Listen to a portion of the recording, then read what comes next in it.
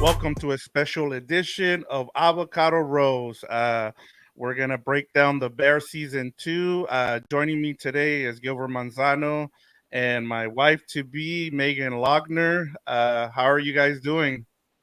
I'm doing well, but Victor, I'm surprised you didn't start the show by just doing this and pointing at your wife and saying, "Hey, what's this guy doing here? I'm sorry already.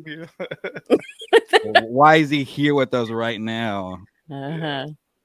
I'm doing quite well. I'm very excited to talk about this show, which I have completely fallen in love with. Yeah, so thank you guys for joining me. I know this is something new for all of us here. We're usually doing sports, and this is Megan's first doing podcast. So, yeah, we'll try to see if we take it easy on Yeah. her, I Gilbert. was gonna say no. I feel like the outsider. That's why I started. Like, hey, why am I here? Sorry, Megan, in advance. Why am I here? I'm gonna keep doing the whole show. Maybe it could be like for good things, bad things. I couldn't figure out. We'll get into it, but I just want to keep doing this the whole time. But again, I feel like the outsider. I'm here invading what you guys are up to right here. No, it'll be fun. We talk while we watch movies all the time. Drives our friends and family mad. So welcome to the party. Yeah, As you know, I am familiar with the party that you guys have. yes, yes. But before we start talking about Carmy, Sydney, and Richie, uh, Gilbert, can you let the people know what we got going on the Compas on the B Network? Yeah, it wouldn't be a boring podcast if you don't have a couple promos. So we'll get that out of the way. That's why you're a good host, Victor, because you want the promos. Boom, boom, Yes. get out of here, and we'll talk about the I was gonna call it the chef, the Bear season two, which was a great episode or season as we'll get into. But real quick, it's a little quiet on the Compass on the Beat Network because it is summer break for us. Even though Victor has me working, you owe me one of these Yeah. during the summer break. But we do have content. We're pumping out every day. By the way, shout out to What's Up Bolts. They got 500 subscribers Saw today. that. I am excited about that. House of Horns already 500. Compass on the Beat obviously 1,000 and we need 500 for combat compass. Oh, too many challenges to keep up with, but it is a very exciting period on the network here. And then look at us having a new show here for Avocado Roast. So, yeah, a little quiet right now, but we'll get back into it. And I guess the promo is we'll be back. The compass are covering UFC 292. I'm losing track, but in Las Vegas, we'll be out there and keep tabs on all the content from Las Vegas covering UFC.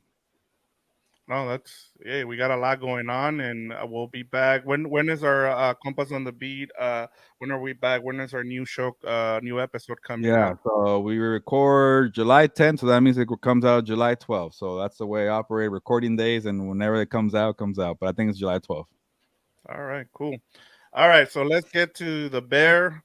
Um, let's go. Let's start off with a little bit of information here, just to get it out of the way. Season two features 10 episodes, two more than we got last season. The showrunners are Christopher Storer and Joanna Callow. Storer directed 7 of the episodes. Callow directed 2, and then we got one from Rami Joseph, who also has his own show on Hulu. So that was pretty cool. One of the cool things about this season has been the viewership has spiked because now everybody knows about it. So my question, and then it's kind of perfect score on Rotten Tomatoes, and the audience score is 93%. So let's get this started. First off, were you guys surprised that they or did they make FX make a mistake by dropping all the episodes at once? I'll start with you, Gilbert.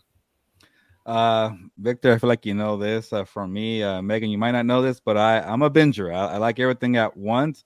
And this is why you guys are the experts. Let me know the first season, I want to say, was all available at once, right? You could binge it the Yes. first season. Yeah. Yeah. Okay. All right. My point is now, which I could go off of that, is, kind of became, they were like an underground show, right? You keep hearing about it, word of mouth, it keeps getting bigger, bigger, and it blew up. So why change what was working? If it ain't broke, don't fix it. So I like that approach. And I remember I actually binged season 1, 2. Like I want to say, Victor, you were talking about it, and I just started watching and watching. Maybe it was like a couple where I had to take a break, but for the most part, it was 1 or 2 days I was done. Season two was I want to say a span of whatever 8 episodes, maybe eight hours, whatever it was. So very quickly I got into it. I was surprised I went that quick into it because it was kind of a slow start. I'm giving away too much in my review. but it just took off and I couldn't stop watching. And I like this approach. I know it's different. More networks or whatever streaming you want to call them are going away from the binging kind of method and doing once a week because, as Victor keeps pointing out, it's good marketing, good talking, water cooler talk. If they still do that nowadays, I don't know. Nobody works in the office anymore, but it does get people talking on Twitter. And you wait like a show like Euphoria or Succession. You're always waiting, but that's more of the HBO method. And honestly, I never watch Hulu because I feel like Hulu has something to offer to me. So if you're doing a different approach, Hulu, why not try something different? Megan. Personally, I am not a binger. Binging has definitely come in handy a few times for me because I get busy on projects. I'm out of state. I don't have the time to catch every episode every week. So binging is nice, but I really miss that once a week. And then everyone in the fandom gets to talk about it. We get to speculate together. We get to try and figure out what's going to happen next, where we think it's going to go. I miss that camaraderie online. Water cooler, funny joke, yes, but we do have that fandom. And when you get to watch per week, you get to have that anticipation with the fandom. I do love that. I will say binging this show has been wonderful. Not all shows has been as great to binge as this one. 30-minute episodes on average, they're so fast and they go so quick. But I do miss the weekly updates versus the binge. Yeah, for me, I think for the 30-minute episodes, it works for the binging. I think the fact that we didn't know much about this series at the beginning when the first one dropped, it made sense to drop them all at once. And then even this year doing that again, I think it worked because a lot of people, there's not much going on, and now everybody is talking about it. I think what's gonna make it uh whether this stays or not for them is going to be how long do we continue to talk about it. If we're here talking about it during football season, then they might end up changing it or keeping it. It just depends on how people feel about it. But so far, I mean, their viewership is up 70%. I know they haven't announced, because of the writer strike, they haven't announced whether they're going to do a season 3, but uh, I honestly, for them, I think it makes sense because, as you talked about, Gilbert, not a lot of people know that it's on Hulu. Not a lot of people know about FX. I think everybody just either goes to Disney Plus or HBO or Max, whatever they're calling it now. But I think that's part of it as well. Yeah, and going off of that, because like you mentioned earlier, it's on FX. What the hell is FX? I don't watch shows on FX. I watch them on Hulu. So Yeah. things like that, and you got me thinking right now too, because it is kind of a perfect period in the calendar. Like you're not dealing with a lot of sports right now, and but the tough part is like you got the spotlight, but people are going on vacation. Like, do you have time to binge right now? Maybe it's kind of like this. They had like a bunch of data and research. Like, hey, people go on vacation before 4th of July, so they want to binge everything right now before the vacation starts. So maybe it could be something there. I don't know. But you also get people traveling and downloading stuff onto their phones. And you have the dads who, when the mom's taking care of the kids at the poolside, they're over there on their phone binging shows or watching, whatever sports might be out right now. Yes, I am going to marry this man, but I know very little about sports. But There's is there baseball on right is there now. baseball? Thank you. Baseball's happening right now. I was gonna say Wonderful. they talk, well, kind of joining with the two things here with the show. There is a lot of sports on this show. I mean, they talk about Coach Krzyzewski's Oh book. yeah, yeah. Yeah, they do Yes, the they do. Michael Jordan and Scottie Pippen thing. I mean, there's there, and then they talk about the Bartman play as well. As I was explaining to Megan, Yeah. she's like, I don't know who the hell these people are, but yeah. So Can I add to that? I'm like, why are you explaining to a Chicago native about Steve Bartman? I'm sure he knows. And at the end, he's like, yeah, I know. I'm like, okay, well, Because what was that? it's for us, Gil. Okay. It's for us. Okay. Like everybody knows Bartman. I'm sure I the chef didn't. there knows. I yeah. didn't. But okay. But I just felt bad for Carmen because he's like, he has to sit there for a 5-minute story when he knows what happened. But okay. Yeah, and then he even got it wrong when he asked him. He's like, "I don't want to be Bartman." He's like, "No, you don't want to be Alex Gonzalez." But that actually was a good point. I'll Yeah, give him credit for that little twist. But is Carmy really into Chicago sports? He was in Europe for who knows how long working in kitchens. He was in New York for however long working in kitchens. He seems like a one, like a tunnel vision type of guy. We saw him not be able to know what to do with his extra time in this season. I don't think he knows much about sports. Yeah, that's a good point. If we're gonna go kind of into the woods and figure out who he really is, no pun on the bear, by the way. And I really like this show. Like maybe it's me because I've been so fast. There were so many parts. Like I honestly forgot why this show is called the bear. Like oh, and they kept talking about the last name. Like oh, it makes sense. And then the picture. So, Lados. Yeah. but maybe Yeah. you guys could kind of fill in. I don't want to go off track, but there's a lot of parts. This season two really felt to me, or I'm just forgetful. It really tied a lot of loose ends from season one. I don't know. Well, that gets us to our next segment, Oh, okay. Gilbert. Okay. From Good job. so the first the three main characters last season were Richie, Carmy, and Sydney. And so at the beginning of the season, we kind of find them, having their own thing. Like you have Richie going through his identity crisis. Where does he fit now with the new restaurant? Sydney, she wants that Michelin star. She wants what Carmy has already achieved, and so she wants to get there. But then Carmy's telling her like, "Hey, you're gonna become obsessive about this. So I don't know if you want this life."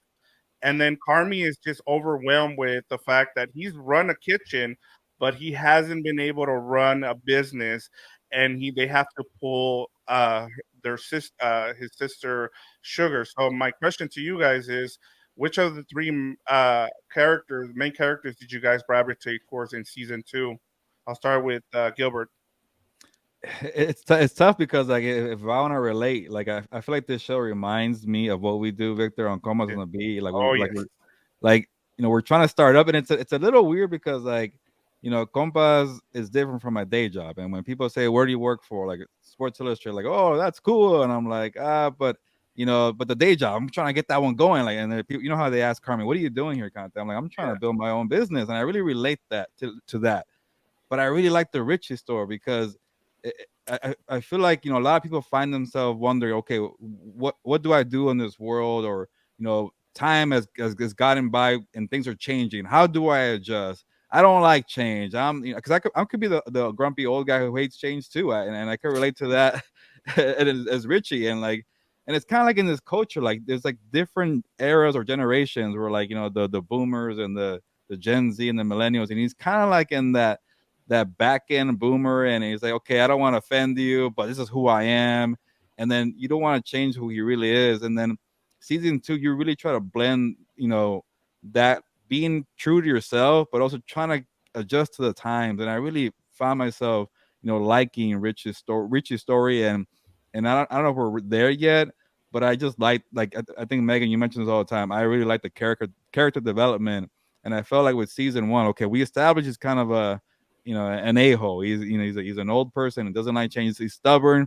He's gonna get in your way, but he's always very nice. He has a good way with people. And by the way, I got my partner Caroline into the bear. She was watching it like in the background when she was busy, and she got really interested. I'm like, well, now you got to watch season one. So I started watching season one again, and one of the memorable season one, episode one, was Richie having the gun, getting people's attention, and yeah. and that's his skill, is getting people's attention, either good or bad. And I love how they really brought out that skill in season two to bring it back to okay. You could make a living in this world. You're not a dinosaur. You have skills, man, and I really like to see that. I know I kind of took two characters there, but I just find myself gravitating towards Richie a lot.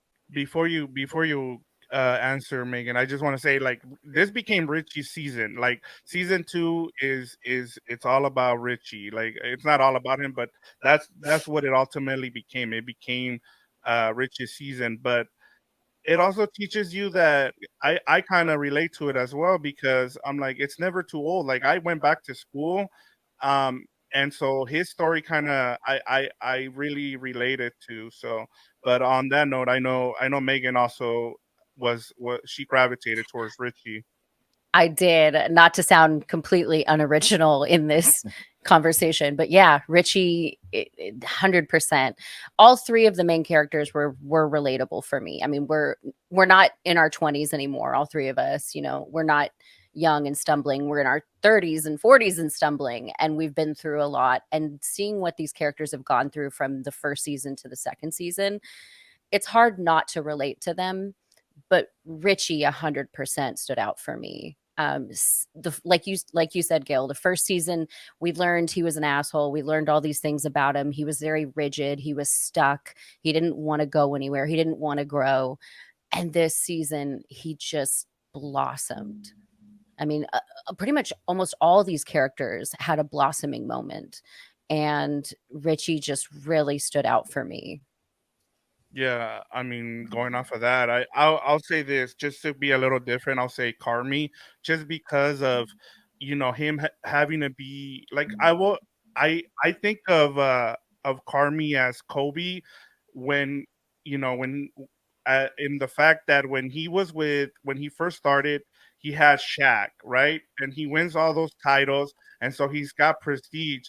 So once Shaq leaves, he's left to kind of build the team around him and become a leader. And I think that's where we're kind of trying to see from Carmi now. We're trying to see, is he able to build this business for himself, and he's realizing that he needs his pal Gasol, and Sydney is that person for Carmi. And so that's where we're at with Carmi. He needs to, and then he's also getting distracted with other things in his life. Like now he's got a love interest, a former crush who comes back into his life. You got a bunch of things going on with him to the point where in the finale, we're left with him, stuck. And that's as much as I'll say before we get Uh, to talk about, yeah, Victor, don't forget this to yeah, talking sports in front of Megan. You're Yeah, already thank you. Thank you. annoying her with that one. But yeah, it's kind of like the uncle telling the story about Bartman. I'm like, I know this story. I'm like, but when you put it that way, I was like, oh, that makes a lot of sense. And you know, to add it, I feel like we could stick on this topic for forever. And I kind of want to add my 2 cents on Sydney too. I don't want to forget her because she is yeah, August yeah. August, oh right.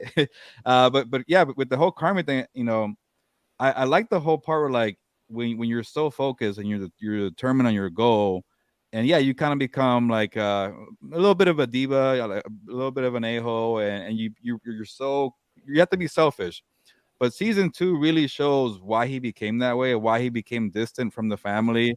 Like that Christmas episode was like that's a real deal episode. That's what a lot of people go through, and we're in that generation now where you talk about your trauma from your childhood, and you never talked about it before. It's like, and with Carmi, he's probably in that. I'm guessing he's probably like us, or at least over me Yes. in their 30s. And sorry, not to out you there, Victor, in their 40s, but still close enough.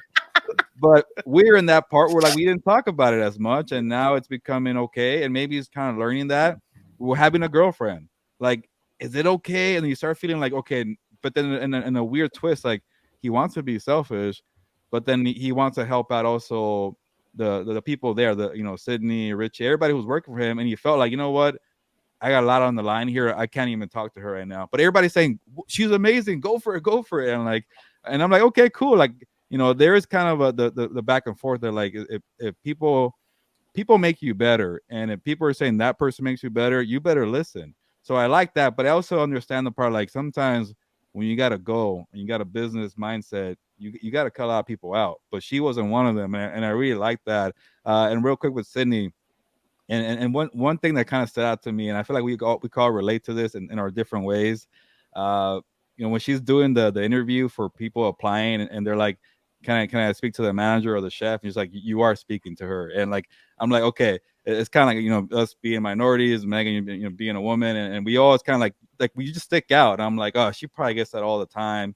And then people saying, what are you doing here? And I just felt like, okay, that's a little struggle that she has to kind of overcome to be a manager or be the top chef and do what you got to do. And sometimes you say, hey, you know what? I don't want to have the accolades. They don't mean nothing to me, but they do mean something. Status. You want to show people, hey, I'm better than you or just as good as you. And I kind of like that she was determined to do that because people do judge her from the first glance. Megan. I mean, yeah, Sydney's got a lot going against her. She's a woman. She's a woman of color. She's young. Society, there, restaurant industry is a male dominated field. It really is. And as a woman, I've also faced adversity because I'm a woman. I have the white privilege, but being a woman is hard in a male dominated field.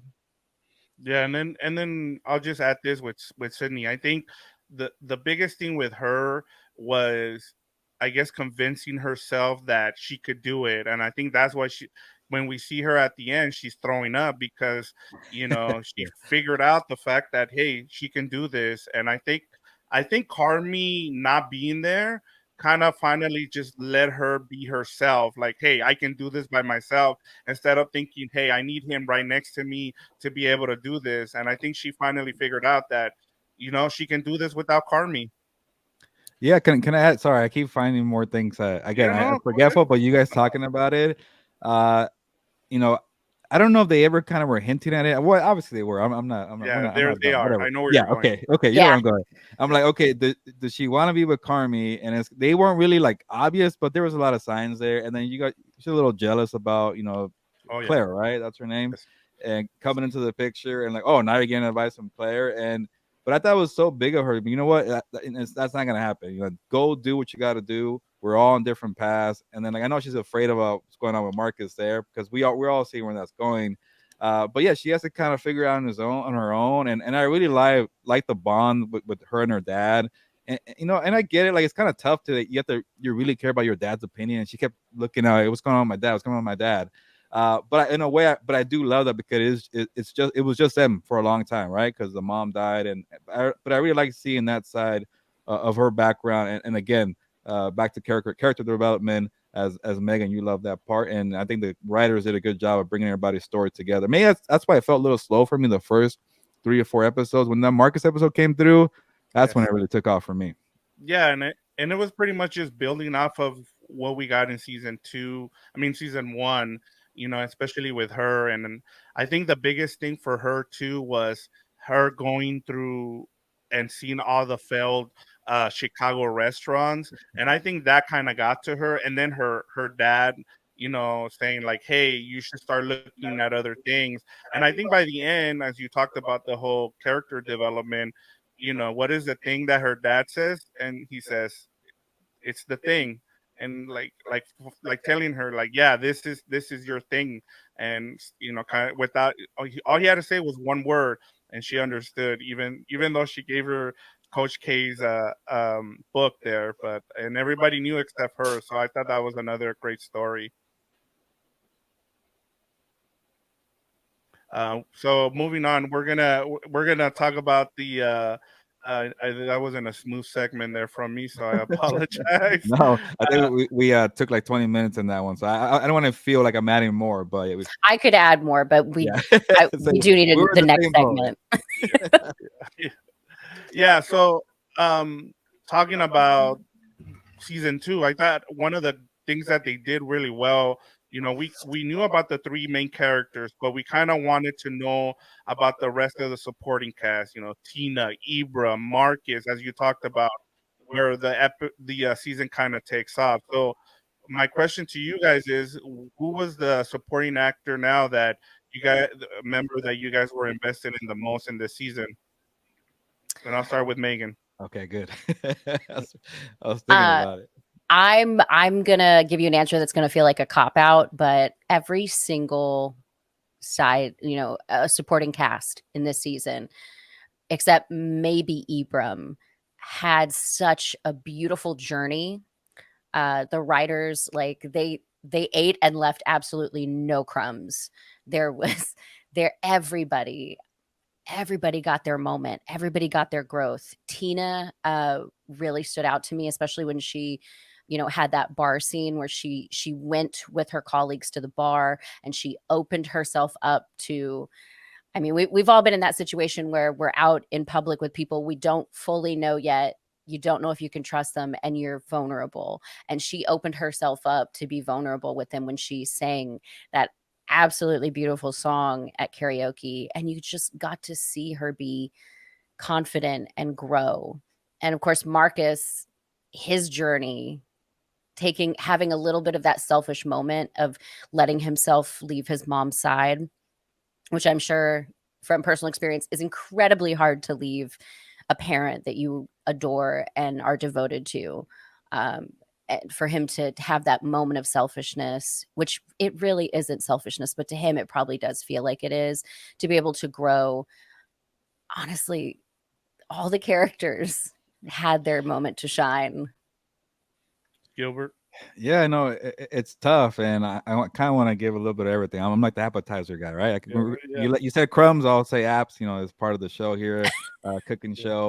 show. Like I want to go Marcus because he is a leading or a supporting character, like a main supporting character. But after the whole like going away, I'm just gonna say where's Copenhagen? What He's country? in I'm guessing. Denmark. It's Okay, Denmark. there you go. All right, sorry. I know it's a city, but I'm like, which one of those ice countries? That's what I do often on Compas. I just forget things. Okay.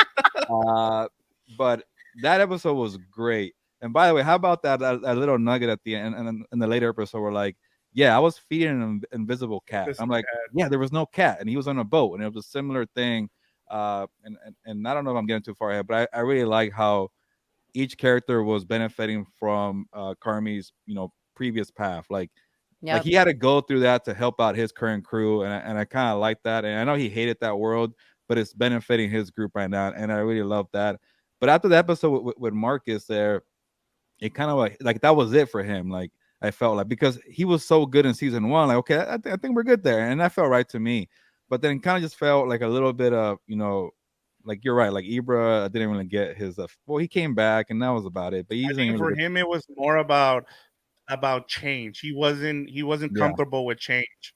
the Not the at other all. the other old guy that couldn't get through, and even the I don't even know his name, but there was another guy there. You know what? I got it.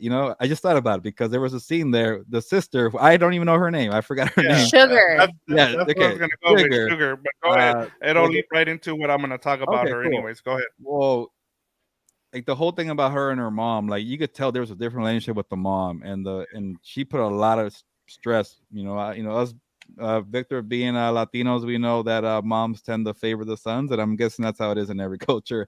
But she was getting the brunt of it, of what the mom was going through, and you could tell she like kind of like was sitting like she wants to please her dad with she was Sugar was like okay, telling the husband where's my mom, and the husband was like I don't know his name either, by the way. Victor, do you know that one? Okay, you're good. Pete.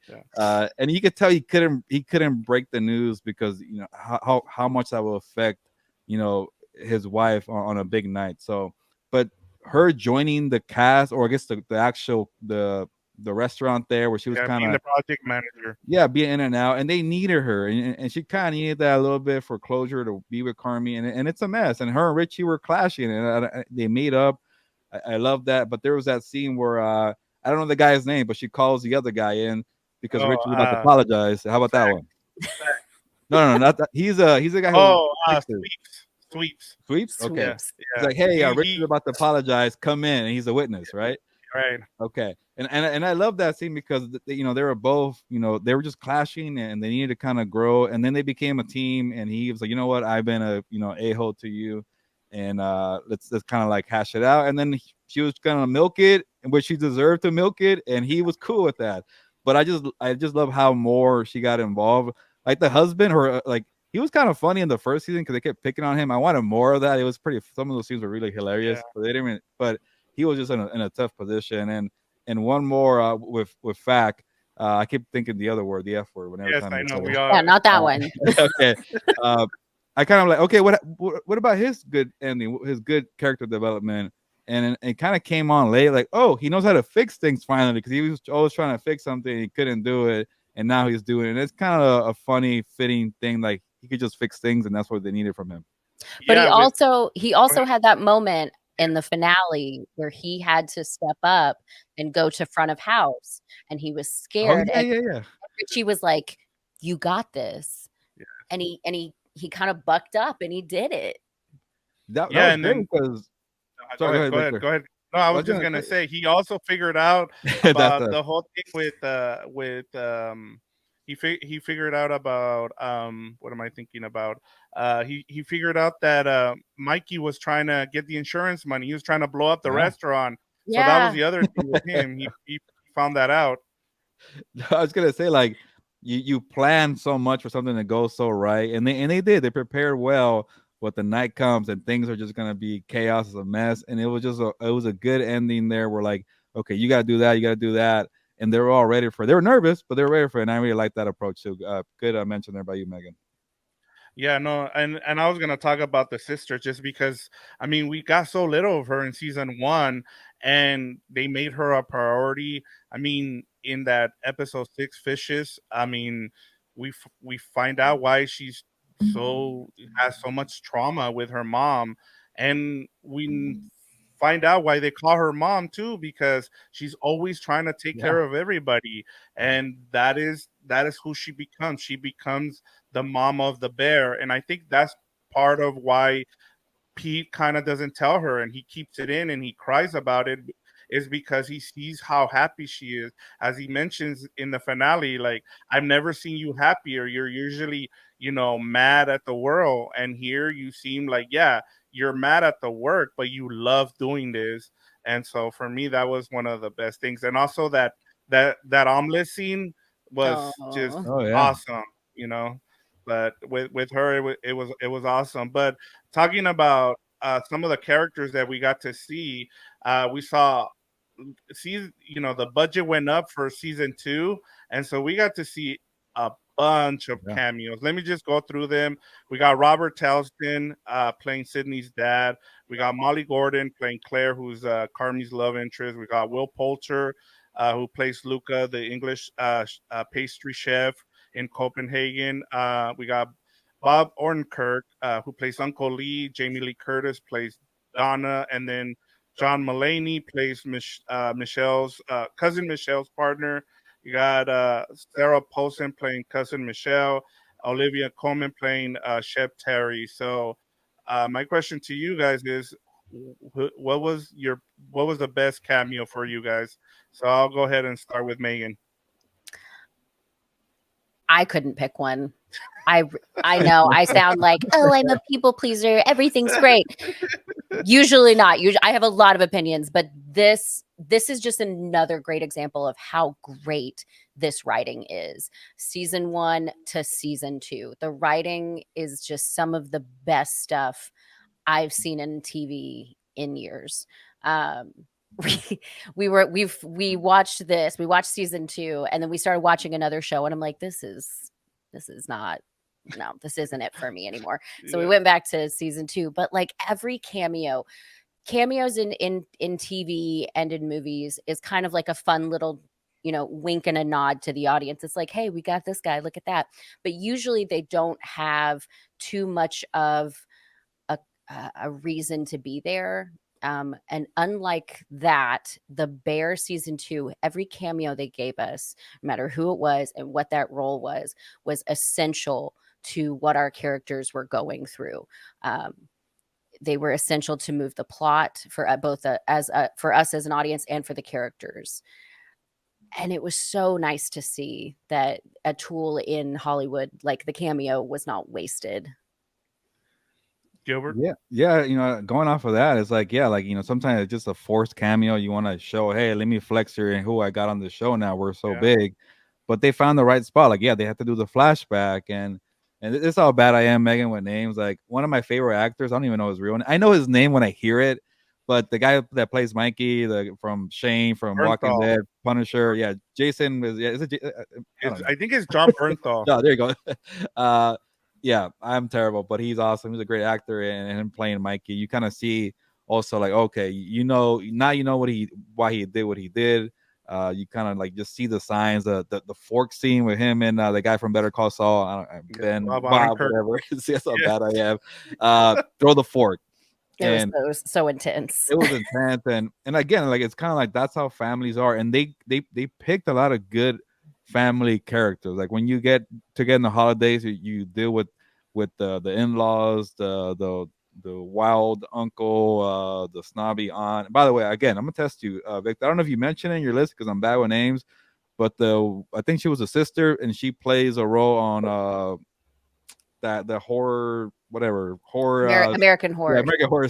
Like Horror what's Story. her name? Do you know that one? Is it Sarah Paulson? Is it was uh she at what episode or oh yeah, scene are there you she goes. talking Yeah, yeah. She Impatience. American Horror Story. She was on a bunch of those and a bunch of other shows. But she was familiar.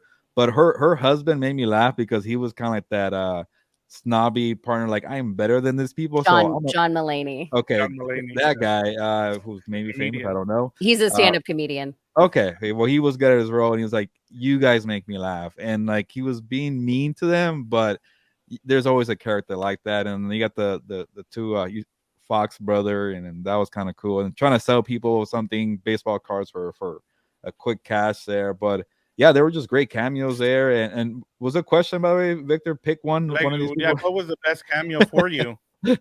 Oh, Megan didn't pick, right? So that's maybe I Yeah, did. she just, you know, yeah, there I just mentioned so many there, but I guess I'll go with the John Mulaney because he's the comedian, right? And just, uh, there's always one person like that who's like, okay, I'm better than these people, and I went to a certain private school, and but I'm an in-law, so here I am dealing with your wacko family, and but also even the wife and Sarah he gave McCall. There you go. He gave grace. Oh I yeah, mean, He gave after a the very fourth, he was awkward forced. grace. And I'm like, yes. that's what you get for being kind of a snobby know-it-all person. And he was like, he was nervous. He didn't know what the hell to say. But that was such an intense scene. And you know what's crazy about that character is the fact that he's the only one that gets accepted by the family. So Uncle Lee, who's played by Bob Odenkirk, he's it, it's kind of they don't say it, but it sounds like he has a relationship with Donna, the mom, right? Uncle Lee, right? That's so it part of the reason that Mikey isn't happy with Uncle Lee is because he knows that like he hasn't accepted him as the father figure, right? And then you also have who else in the family that isn't a You have Sugar's husband. yeah, Pete who brings the tuna. Oh yeah, what are you doing? She You're literally selling fishes. chucks it out the door into the cold night to never Yeah. be seen again. Oh man. So That- they've never been accepted into the family, and here you have Steven who just shows up with cousin Michelle, and he's been accepted, and so I thought his character was really great. But for me, the for me is Will Poulter, is Luca, the pastry chef.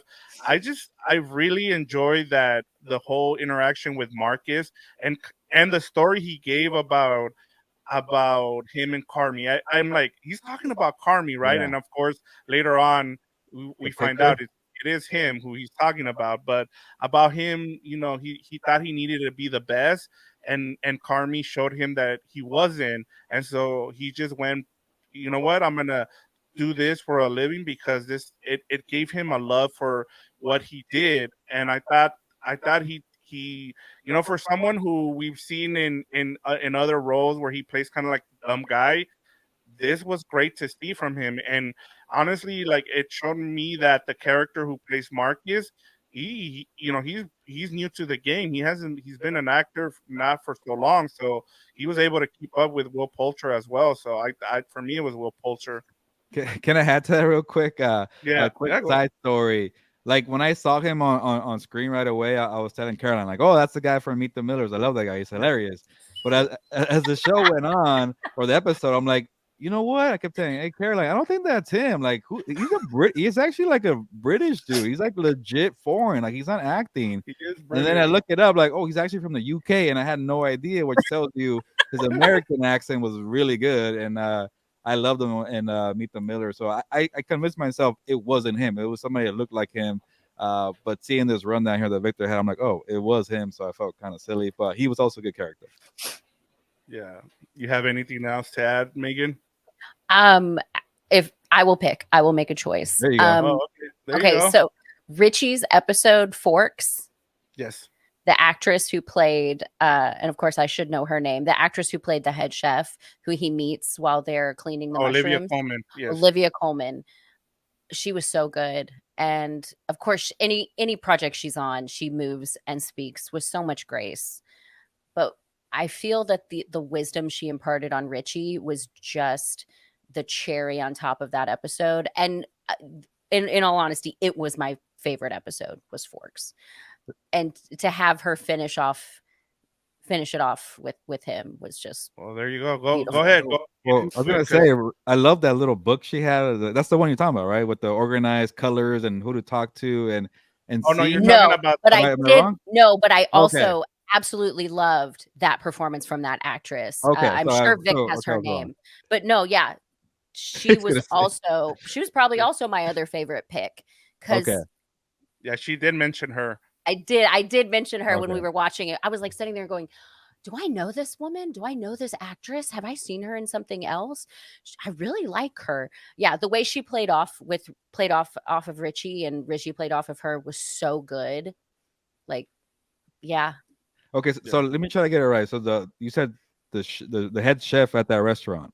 yeah, yeah. that was Terry, Chef Terry. Chef Okay, Perry. and they're like cleaning the forks They're at the end, cleaning them. and they're No, No, just. they're cleaning the they're cleaning mushrooms. the Oh, that's what it was. mushrooms. Okay. Oh, and they're slicing something like kind of Yeah, in a the mushroom. unique way, and it Yeah, helps them like, okay, start the day that way, right? Like, why are you doing this? right. Yeah. You're the freaking the top chef. Okay. She Yeah, says Uh, it's like she says, I believe she said something like it's an act of service. And I know that when someone looks at this, they'll know someone spent a lot of time on their meal and it will make them feel good. And I think that was a great message for Richie because it's not necessarily that he's selfish, but I feel like, especially in season 1, Richie has always believed himself to kind of be a loser. Like, he's not successful in everything he tries. He's always lands exactly where he was in the beginning. And I feel that the words that she imparted to him at the end of that episode, on top of everything he learned in that episode Forks, was, like I said, just the cherry on top for him. And like we talked about earlier, Richie is kind of my guy. I kind of really love Richie, especially in this season. He has come so far, and I love character development, as you have stated. It is my bread and butter when it comes to media. and Victor, real quick, I know you got to move on, but I know I'm bad with names, and people who are watching this or you guys just please bear with. Oop, Oh, sorry. wait, we lost Hold you. on, hold on. Am I There back? you go. You're back. There you go. All right, I did a terrible joke. Did you catch the bear with No, me? Totally no, missed your joke. Okay. Sorry. Say it again. And then the mic went off, and I said, Yeah. "Oh, like the bear." Okay, Yeah. that was terrible. Why did I have to do that? Bear with me. But yes, the cameos are great, and you probably mentioned this. But the guy who's on Richie's ass to begin that little 1 day stint or a couple, Yeah, Garrett. he was awesome too. And a quick shout out, you got to mention her name. It is Jamie Lee Curtis playing the mom. Yes. Great, but that's an easy one. But I got to mention how great she was as a mom, and that was cool to see. Yeah, and we also forgot to mention Jillian Jacobs, who plays Tiffany, Richie's wife. I mean, and then we kind of see her after that as well. We see her in another episode, but just, I mean, I know we're gonna get into our favorite episode and scene, so I'll kind of go into fishes here because that was the episode where it was so intense that you kind of had to go take a smoke break after watching this. I mean, honestly, like this was the best episode, the Christmas episode, as we talked about. But I think for me that the scene, my favorite scene was the Jillian Jacobs, the Tiffany one where they're upstairs and you kind of get to know more about Richie, the fact that he really wants to be a good husband, he wants to be better, and he's over here lying, you know, to try to get a job with Uncle Jimmy. And I just thought like this is the Richie we didn't get in season 1, and this is and then it just kind of leads into Forks and his whole redemption arc that we're gonna see, you know, as we go through season 2. And I thought that to me that was my favorite scene. I don't know if you guys have any thoughts on that, or you guys want to give your own favorite either episode or scene. I'm trying to be like different here, and I feel like 4, the Marcus episode, the 5, was that the one with the fishes, right? 7 fishes, 5. Yeah, no, that was 6. That was 6. Okay, and then that's a Richie one after that, right? And Yeah, just Forks. and after that, it's kind of they kind of just group in together because it's the ending of like, okay, everybody knows their skills, come back, let's get this going, and And you know what? That'll be it's kind of a weird one for me. Is like the final 2 or 3 episodes. I'm like, oh, I want more. What's gonna happen now? And you kind of get that chaos, and okay, oh, here we go, finally something good. And I can't really pick an episode, but just after the Marcus episode, I really found myself really enjoying everything, and even sometimes when like Victor and Ted Lasso, when you do these sometimes you do these side stories or any show, you kind of like, okay, what are we doing here? Can we just get back on track? This one, it just finds like different paths, and it's kind of like the whole point, right? Everybody has their own path, and they come together for those 2 final episodes, whatever it is, 3, and they just get it together. They're going. They got a lot of pressure. They gotta, give the money to the uncle. What is it? The 12-week timeline is supposed to be 6 months to get it done. I really enjoyed the whole process, and seeing that come together was. And I know I didn't pick an episode here, but I really enjoyed it because you can easily go Forks or the Fishes or the Marcus episode, but I'm just gonna go the whole ending there. Megan? Forks was 100% my favorite episode. But Fishes traumatized me like no other episode did. When it opened and it was like, oh, it's Christmas time. I am a maniac for Christmas. I have been a maniac for Christmas my entire life. I love Christmas episodes. I love Christmas movies. I am Christmas girl. I am Christmas woman. Give me a cape. Let me fly around. I'm obsessed with Christmas. So I was like, oh, we're going to get a breather. Oh, what? No, I was going to ask you, do you think this will be on our Christmas list for episodes to watch? Absolutely not. I cannot handle that stress again. It was absolute insanity. I thought because we were having a full 1 hour episode, this one was Fishes was 1 hour. I thought we were having a full 1 hour episode with a flashback at Christmas. I'm like, oh, I get to catch my breath for a second. And I was wrong.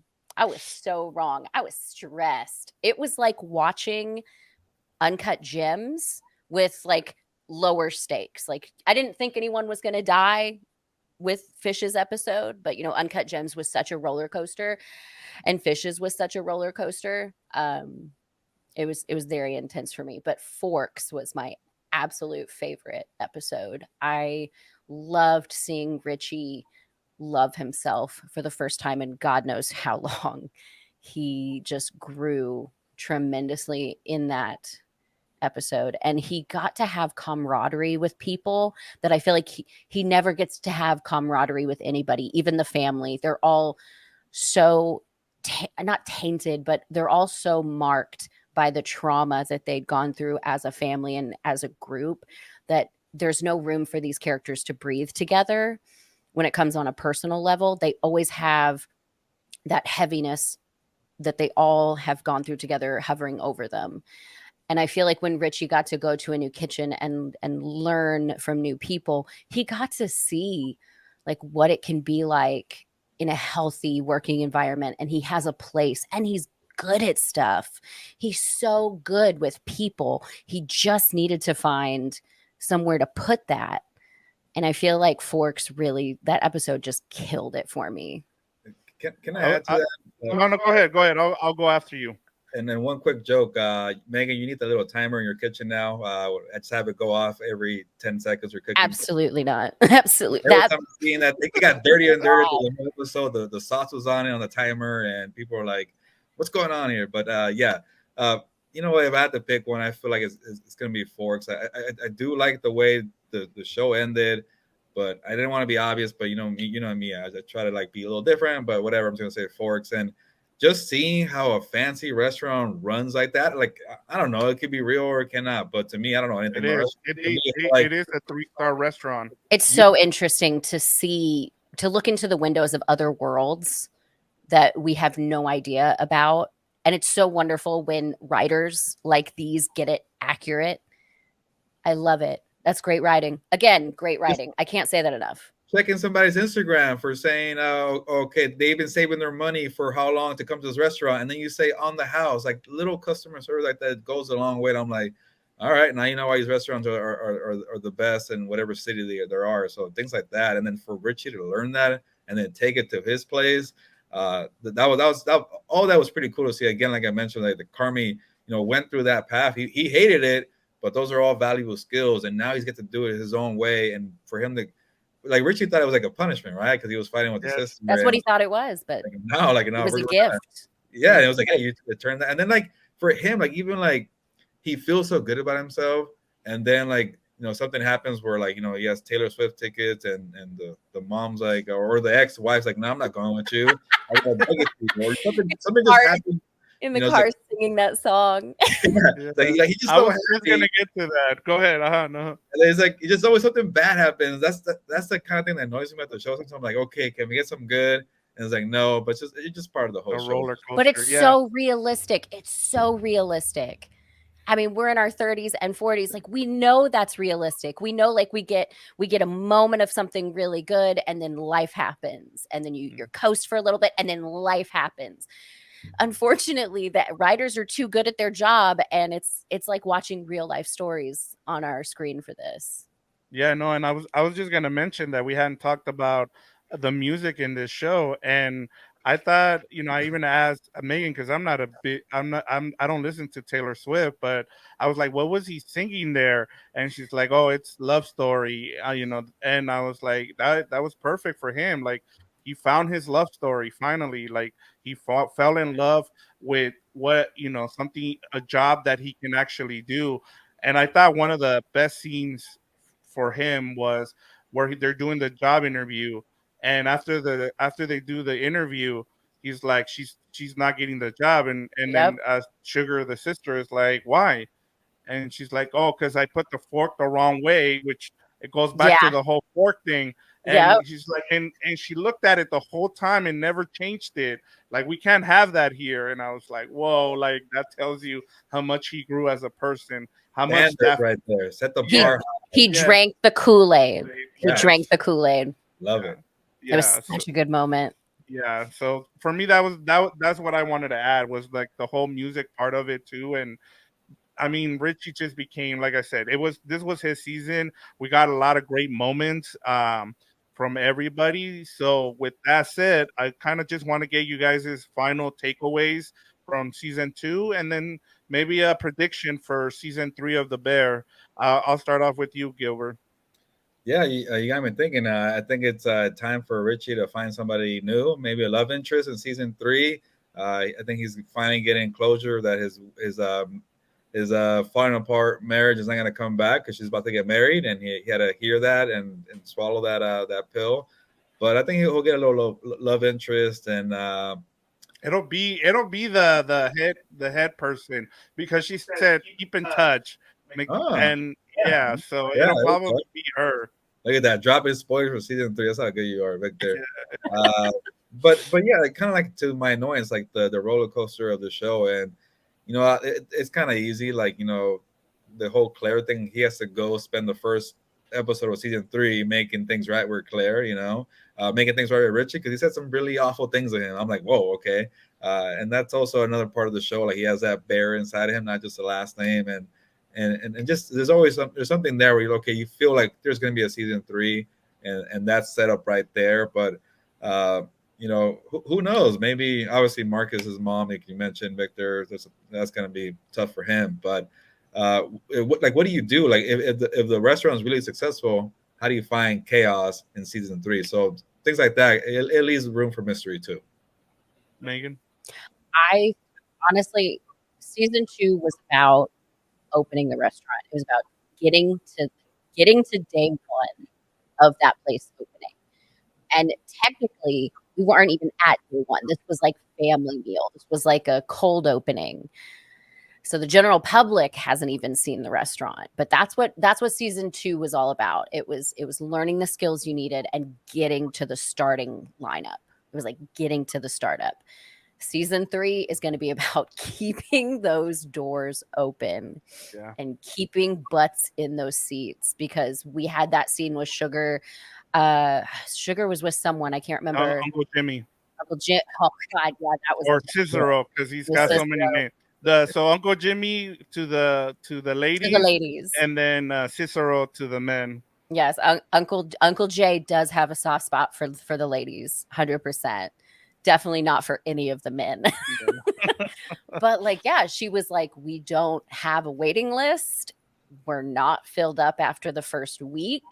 they have some hard realities coming their way. They're going to have to really get, hopefully, a food critic in there, someone to write something about them, and then health inspections might happen. We haven't seen a health inspection happen yet. They're a new restaurant.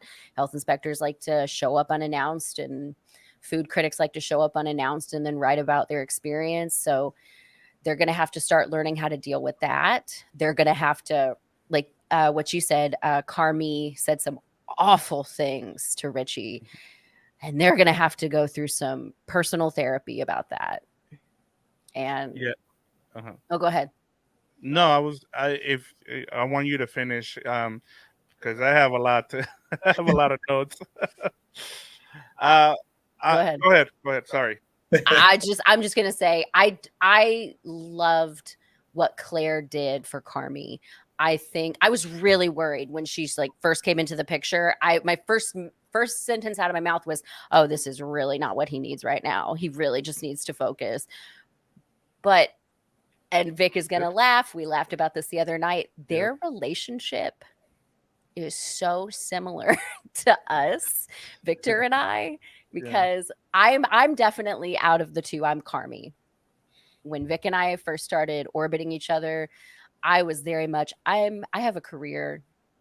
I'm not interested. You're nice. Okay, we can hang out. We can, but we're not together. You're not my you're not my boyfriend. Yeah. And I remember like talking to my mom about you and being like, yeah, Vic's this really cool guy. And she's like, so he's your boyfriend? And I was like, no. Yeah. And coming to that realization.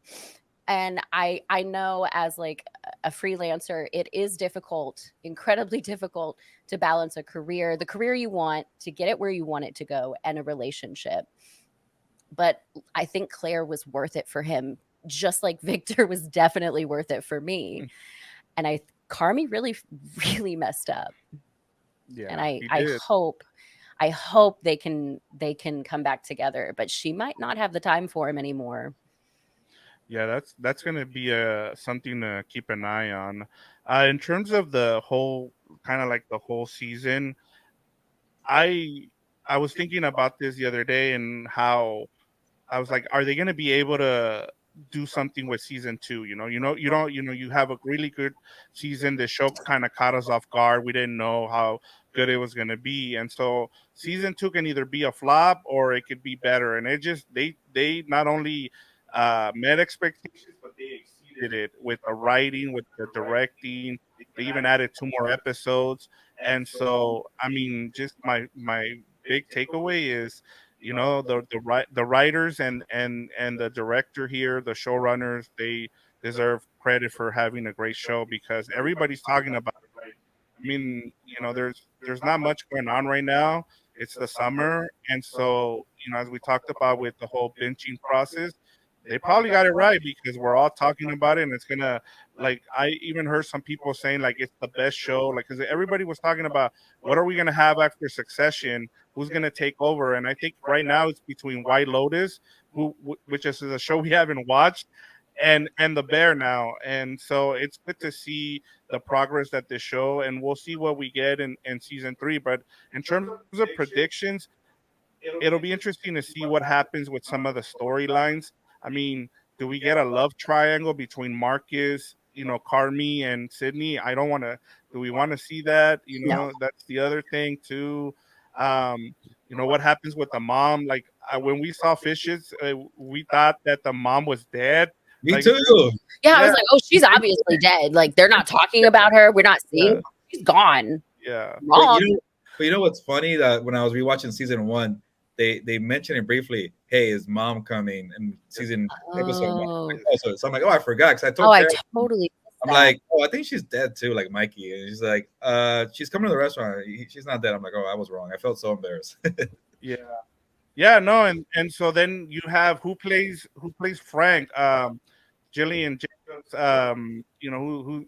what cameo do we get? Who do we get? Pedro Pascal to play Frank as who knows? But there's a lot there. I honestly can't wait for season three because they left on such a good note there. I know not a lot of people that's like their second favorite episode of the season, just because of everything that happens at the end there. So I mean, we have a lot to look forward to next season, and it looks like Megan's light just went out. Yeah, there's that. We almost made it. Yeah, there we go. Yeah. So with that said, guys, is there anything else you guys kind of want to go over? I mean, anything that we didn't talk about that you guys kind of want to mention? Maybe something that we didn't kind of go over for season 2 of the Bear. Not really. I kind of felt like, as we were going through these, like again, like you try to prepare and you go for a podcast show, and then you kind of go in different directions, and it was nice to kind of bring those thoughts out and just see, because again, I'm bad with names, and I'm glad that I had you guys, Megan and Victor, to kind of figure it out. But maybe how about the ratings? It is Avocado Roast. Maybe I could do a little rating real Oh, quick. there you go. Uh, just to kind of summarize here, I'm a tough critic. I have a lot of opinions about a lot of things, and that's why I have a podcast. But here I will go 92% on the avocado meter here, and the only reason why I leave room for 8 is because of the whole, like, all right, enough with the chaos. It's too much for me, and but overall, I really enjoyed it. 92%. Wow. What about you, Megan? Where are you at? Are you with Rotten Tomatoes, or are you more with the audience score and Gilbert, who have it around 92, 93? Honestly, like long answer. I'll give you a long answer. What they were able to do with season 1 with the budget they had with 8 episodes was masterful.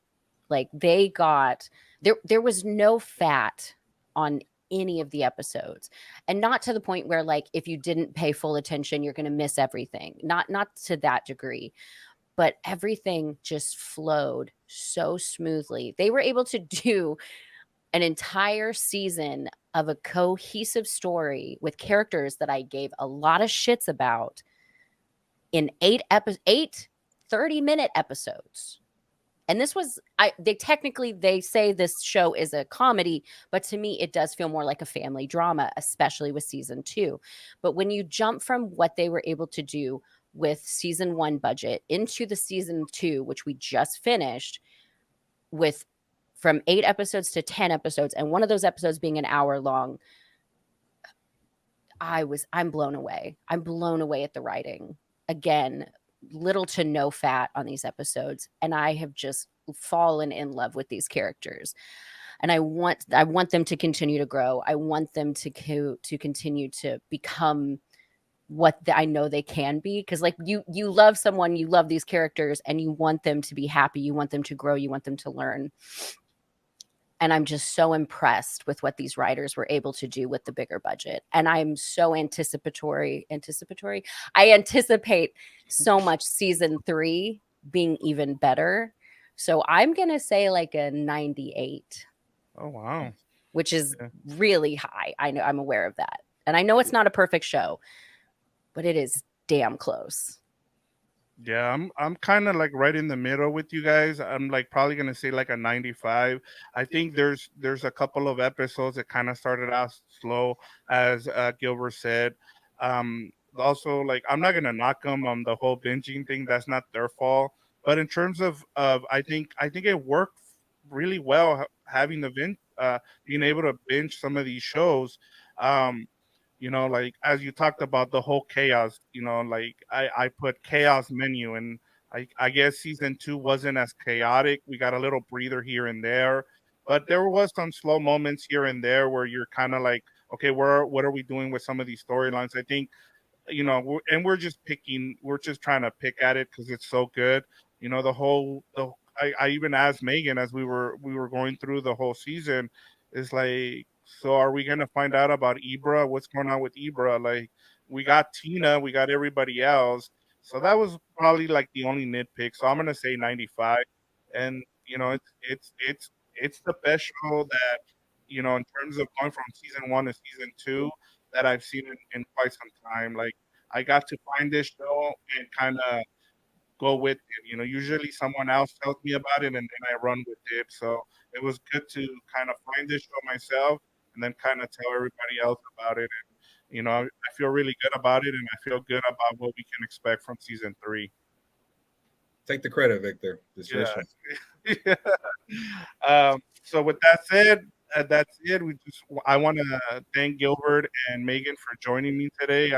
I know I've been pushing because I couldn't find anything or anybody to talk about the bear. Like I was trying to look for stuff. I've been going on trying to find podcasts, and I pitched it to Gilbert, and he was like, "Yeah, if if you want to do it, we can do it." And so I'm thankful that we have this to be able to do it. So shout out to Gilbert for putting kind of letting us do this. I know he's been kind of pushing for Megan and I to do more of this, and if it does well, we'll continue. And go ahead. Yeah, like every good show has a good pilot, and this feels like a pilot episode. But when you guys take off and you just don't need me, and people are watching the pilot, like, oh, I'm glad they got rid of that guy who doesn't know anybody's names. I did not know the actor's name, the guy from The Walking Dead. Okay, so whatever. Yeah. I want to thank you guys for having me on here because I love talking about movies. I've been addicted to movies from childhood to now. I work in the industry because I love it. And I love talking about movies and I love talking about TV. I love character development. I will be here any day you want to talk about a movie or TV show. You just let me know and I'll be there. And baseball. If I must. So with that said, that ends our show. So Gilbert, get us out of here. All right. I feel like we need another outro because Victor and Megan's will be your show. I'm going to push you guys to keep doing it. So on the temporary, I'll do my annoying thing, which Caroline hates, speaking of partners. On that note, nos vamos, pues, vámonos!